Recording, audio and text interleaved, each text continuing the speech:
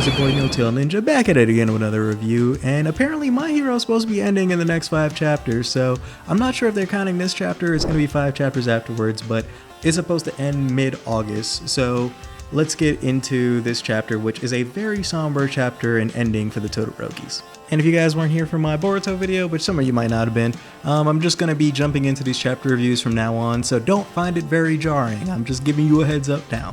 But anyway, let's get into it.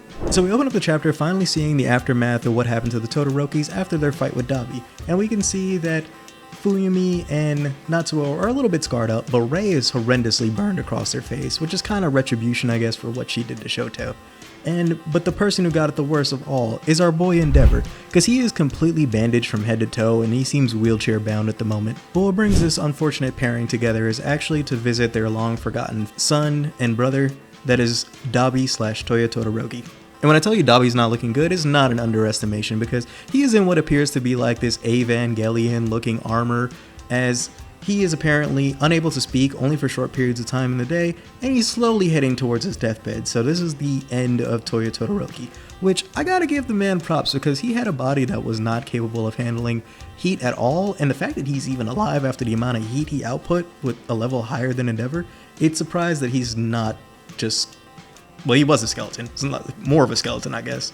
But Dabi wakes up from his slumber as he takes a look upon all his family who's here to visit him, as he looks upon Endeavor, and he's not really happy still with Endeavor. He's here to tell him what's to come, and he drops the bombshell that he is retiring from being a pro hero. But unfortunately, this seemed like this was an inevitability even before the war, because of all the controversies. But now Endeavor's in a state where he can't even walk on his own. And the hero Endeavor died during that battle with Dabi. His flames were too powerful for him. As Dabi is just still reveling in the fact that he defeated Endeavor, saying, "Oh really, my condolences." But he's pissed that he never said this all along, because if he did, this probably wouldn't have happened.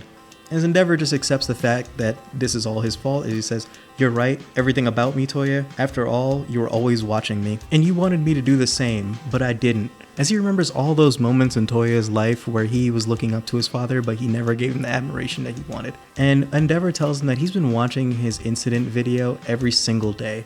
And from now on, he'll come to talk every day, as he sees Dabi in his, I want to say, less burnt state, but this is just him in his original state with his hair down, but you know the gist. But he knows it's too late, but he still wants to do it anyway, as Dabi's heart rate just starts going off the charts.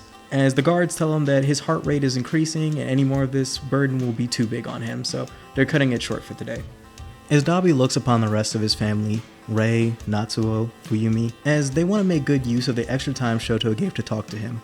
As Rei screams out, "You're free to hate me, anything is fine really, throw it all at me." And Fuyumi, who just kind of wants to be part of the crew, is like, "At me too." But Rei is like, "There's so many things I want to talk to you about," as Dabi just can't handle the pain and the emotions anymore, as his heart just starts going off the Richter. And they call it for the day, and they say to come back again tomorrow.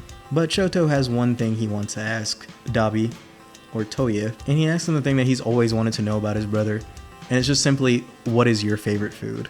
As it seems Dabi is out cold for the moment, and it seemed like his body's reached his limits. As they're starting to walk away, you hear the word soba, and Shoto turns around and just simply says, "Same here," as he thinks of all the times that he spent fighting his brother, always running parallel but always apart. And he thinks of all the pain that he caused his brother and his family, and he starts to cry, as he lets it all out and just says, "Shoto, sorry."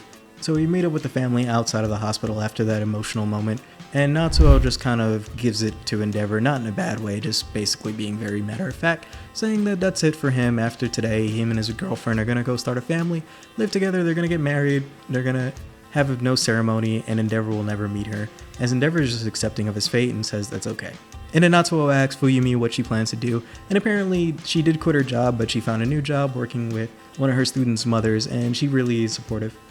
Natsuo is telling Endeavor that, hey, listen, like, you don't need to constantly, like, redeem yourself. I think that you've been punished enough. But Endeavor is not really gonna ever forgive himself, and he will continue to apologize for his crimes until his end of days.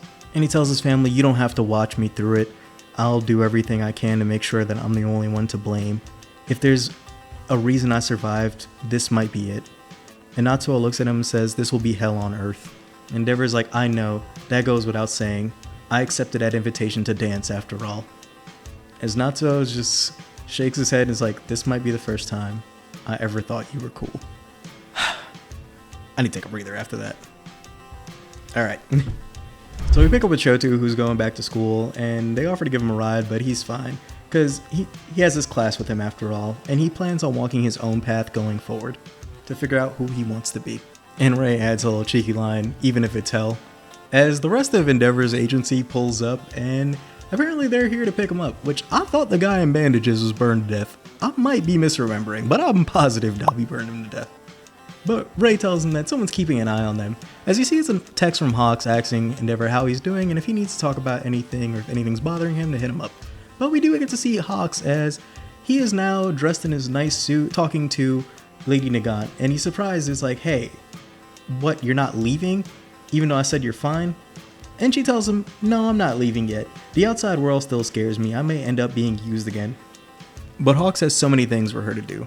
But Lady Nagant is steadfast, saying that what we have to do now is watch and see how society will react to what Izuku Midoriya did to show us all that day and how it changed. So them tax dollars are gonna go to work keeping her in prison. But on a positive note, we get to see that Gentle Criminal, because of his positive contributions to the war, and him and La Brava have been set free.